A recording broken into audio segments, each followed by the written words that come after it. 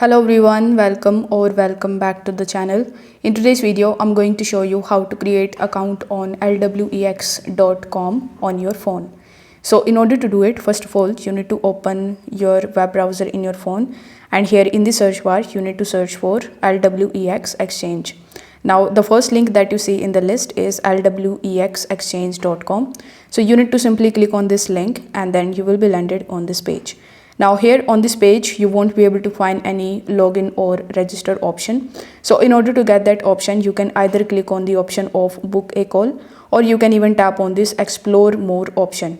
Once you do this, it will redirect you on this registration page where you need to provide your email address. Then you need to just verify your email address with the help of the verification code. Afterwards, in the password section, you need to provide your password and then you need to confirm your password. It will automatically take the invitation code, so do not change it or do not cross it.